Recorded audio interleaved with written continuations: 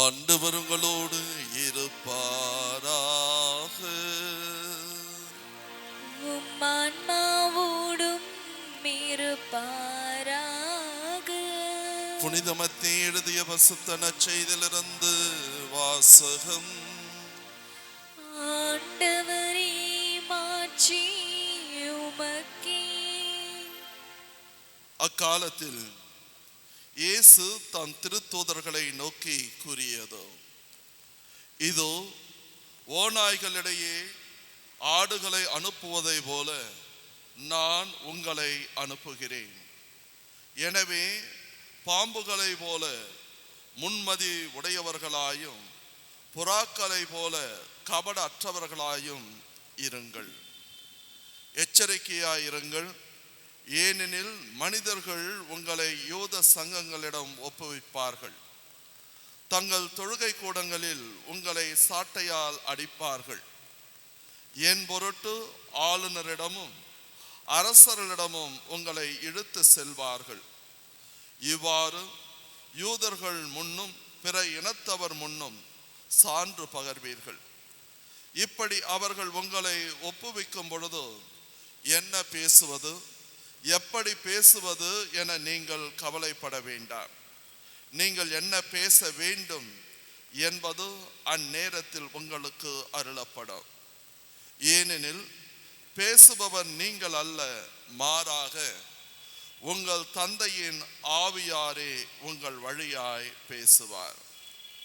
சகோதர சகோதரிகள் தம் உடன் சகோதர சகோதரிகளையும் தந்தையர் பிள்ளைகளையும் கொல்வதற்கென ஒப்புவிப்பார்கள். பிள்ளைகள் பெற்றோருக்கு எதிராக எழுந்து அவர்களை கொல்வார்கள். என் பெயரின் பொருட்டு உங்களை எல்லோரும் வெறுப்பர். இறுதி வரை மன உறுதியுடன் இருப்போரே மீட்கப்படுவர். அவர்கள் உங்களை ஒரு நகரத்தில் துன்புறுத்தினால் வேறு நகருக்கு ஓடி போங்கள். மானிட மகனின் வருகைக்கு முன் நீங்கள் இஸ்ராயலின் எல்லா நகர்களையும் சுற்றி முடித்திருக்க மாட்டீர்கள் என உறுதியாக உங்களுக்கு சொல்கிறேன் என்றார். இது கிறிஸ்து வழங்கும் நற்செய்தி. கிறிஸ்துவே உமக்கு புகழ்.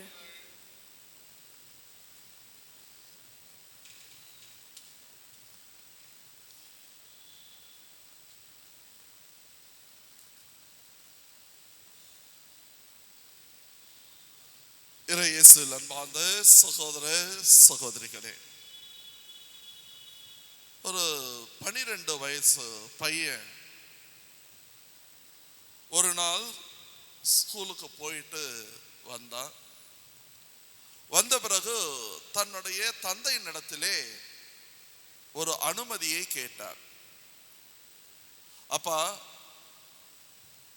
நம்மளுடைய பாட்டியினுடைய ஊருக்கு நான் தனியா போயிட்டு வர்றேன், நான் தனியாக சென்று வருகின்றேன் அப்படின்னு கேட்டான். அப்பொழுது அந்த தந்தை கேட்டார், எப்படிப்பா தனியா போவ, உனக்கு வயசு 11 தான் ஆகுது, எப்படி தனியா போவ, அப்பா கூட வர்ற அப்படின்னு சொல்ல. அப்ப அந்த பையன் சொன்னான், இல்லப்பா, ட்ரெயின்ல தானே போனோம், இந்த ஸ்டேஷன்ல நான் ஏறிட்டேன்னா பாட்டி இருக்கிற ஸ்டேஷன் எனக்கு நல்லாவே தெரியும், அங்க நான் இறங்கிடுவேன், எனக்கும் ஒரு அனுபவம் கிடைக்கணும், நானும் தைரியமா போயிட்டு வரணும், அதனால நீங்க எனக்கு பர்மிஷன் கொடுங்க அப்படின்னா. இருந்தாலும் அந்த தந்தைக்கு ஒரு பயம். ஏனென்றால் பையன் ஏதோ ஒரு ஆர்வ கோளாறுல கேட்கிறான், புதிய சூழ்நிலை, புதிய மக்கள் அப்படின்னு பார்க்குறப்போ பயப்படுவானே அப்படின்ட்டு மறுபடியும் வேணாம் சொல்றார். ஆனா பையன் சொல்றான், இல்லப்பா நான் போயிட்டு வரேன், கவலைப்படாதீங்க அப்படின்னா. அதன் பிறகு அந்த ஞாயிற்றுக்கிழமை வருகின்றதோ, பையன் இவ்வளவோ அடமா பிடிச்சு கேட்டுக்கிட்டு இருக்கிறானே, அடம் பிடிச்சு கேட்குறானே, இவனை அனுப்புவோம் அப்படின்னு சொல்லிட்டு, ஏன்னா அவனுக்கும் ஒரு அனுபவம் வரட்டும் அப்படின்னு சொல்லிட்டு பையனை ரெடி பண்ணுறார். ரெடி பண்ணிட்டு கடைசியாக வீட்டை விட்டு வெளில வர்றப்போ ஒரு பேப்பரில் எதையோ எழுதி அவனுடைய ஷர்ட் பேக்கெட்டில் போடுறார். போட்டு அந்த பையன் இடத்துல சொல்கிறாரு, உனக்கு எப்போ ரொம்ப பயமாயிடுதோ அப்படி பயம் வருகின்ற பொழுதோ இந்த பேப்பரை நீ எடுத்து படி அப்படின்னு சொல்கிறார். சரிப்பா அப்படின்ட்டு அவனை வாங்குறான். 2 பேரும் போகிறாங்க. ரயில்வே ஸ்டேஷனுக்கு போகிறாங்க. போன உடனே டிக்கெட் வாங்கி இவனுடைய பாக்கெட்டில் வச்சுட்டு, சரிப்பா நீ கம்பார்ட்மெண்ட்டில் ஏறு அப்படின்னு சொல்லி ஏறிடுறான். ஏறின பிறகு பையன் உள்ளே போகிறான். உள்ளே போனவுடனே புதிய மனிதர்கள், தனியாக இருக்கிறான். 11 வயசு பையன் பயப்பட ஆரம்பிக்கின்றான். பயப்பட ஆரம்பித்த உடனே எல்லாரும் இவனை முறைகிற மாதிரி தெரியுது, எல்லாரும் இவனை பார்க்குற மாதிரி தெரியுது. அப்போது அழ ஆரம்பிச்சிடுறான். கொஞ்சம் தூரம் எப்படியும் போனோம் அப்படின்ற வைராகியம் இவனுக்குள்ளே இருக்கு. ஆனால் புதிய சூழ்நிலை, சின்ன பையன் பயப்பட ஆரம்பிக்கின்றான். ஒரு 2 ஸ்டேஷன் போது, அப்பா இதுக்கு மேலெல்லாம் நம்ம பாட்டி வீட்டுக்கு போக முடியாது என்கின்ற எண்ணம் அவனிடத்திலே வருகின்றதோ. அப்படி வருகின்ற பொழுதுதான் அவனுக்கு அவங்க அப்பா சொன்னது ஞாபகம் வருது. உனக்கு ரொம்ப பயம் வருகின்ற பொழுது இந்த பேப்பரை எடுத்து படி அப்படின்ட்டு. ஒரு 2 ஸ்டேஷன் முடிச்ச உடனே அவன் அந்த பயத்தில் இதுக்கு மேலே நம்ம தனியாக போக முடியாது என்கின்ற எண்ணத்திலே அப்போ அந்த பேப்பரை எடுத்து படிக்கிறான். அந்த பேப்பரில் எழுதியிருக்கு, மகனே கவலைப்படாத, பக்கத்து கம்பார்ட்மெண்ட்டில் நான் வந்துகிட்டு இருக்கிறேன், நீ கண்ணாடி வழியாக பாரு, அங்கே நான் கடைசியாக உட்கார்ந்து இருக்கிறேன், ஆகையால் நீ மட்டும் தனியாக பயணம் செய்யவில்லை, நான் உன்னோடு இருக்கின்றேன் அப்படின்ட்டு அந்த பேப்பரில் எழுதியிருக்கு. அதை பார்த்த உடனே அந்த கண்ணீர், அந்த பயம் எல்லாமே விட்டு விடுகின்றதோ. உடனடியாக அவன் அந்த சீட்டில் ஏறி அந்த கண்ணாடி வழியாக பார்க்குறான். பார்க்கின்ற பொழுதோ அந்த அப்பா, அவனுடைய அப்பா அந்த கம்பார்ட்மெண்ட்டில் கடைசியில் உட்கார்ந்துக்கிட்டு கையை ஆட்டுகின்றான். அதன் பிறகு அவனுக்குள்ளே ஒரு தைரியம் வந்து விடுகின்றதோ.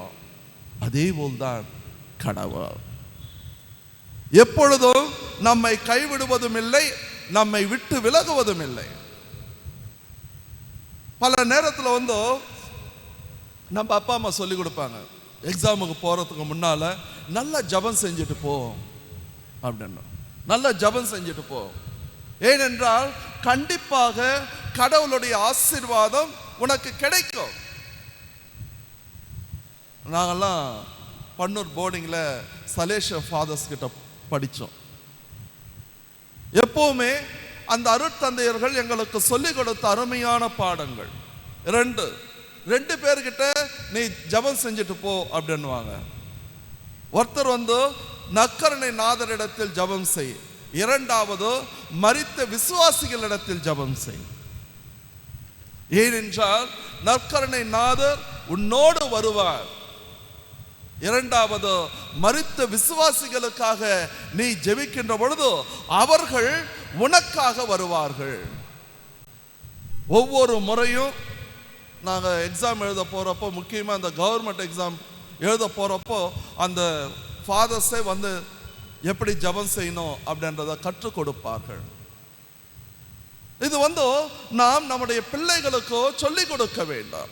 கடவுளுடைய துணை கண்டிப்பாக நமக்கு தேவைப்படுகின்றதோ. யோசிச்சு பாருங்க, நம்ம வீடுகளில் நம்ம அப்பா அம்மாவை பார்த்துருப்போம். நம்முடைய அப்பா அம்மா ஏதாச்சும் ஒரு முக்கியமான காரியத்துக்கு வெளில போறாங்கன்னா என்ன செய்வாங்க? வீட்டில் இருக்கிற படத்திற்கு முன்னால் அமைதியாக ஒரு 5 நிமிடம் ஜபம் செய்வார்கள்.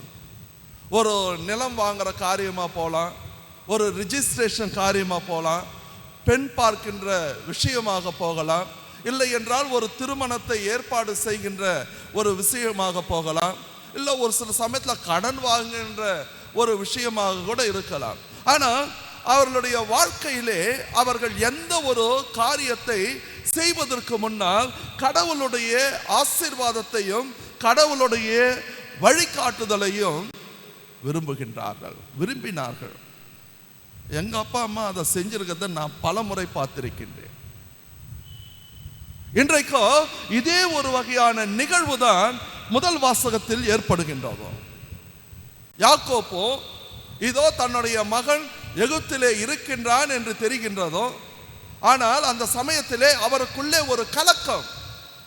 எப்படி நான் எகிப்து தேசத்திற்கு அந்நிய தேசத்திற்கு செல்வதோ?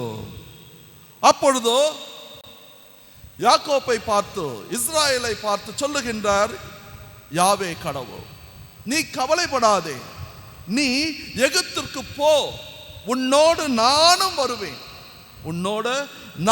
வருவேன், மறுபடியும் உன்னை எகிப்திலிருந்து அழைத்து கொண்டு வருவேன். இந்த வார்த்தைகள் தான் யாக்கோப்புக்கு ஒரு நம்பிக்கையை கொடுத்ததோ, ஒரு விசுவாசத்தை கொடுத்ததோ. அதன் பிறகுதான் அவர் புறப்பட்டு செல்லுகின்றார். ஏனென்றால் அவர் கடவுளுடைய வார்த்தையை நம்புகின்றார். அதன் பிறகு நடக்கின்ற நிகழ்வுகளை நாம் பார்க்கின்றோம். கடவுள் சொன்ன வார்த்தையை காப்பாற்றினார்.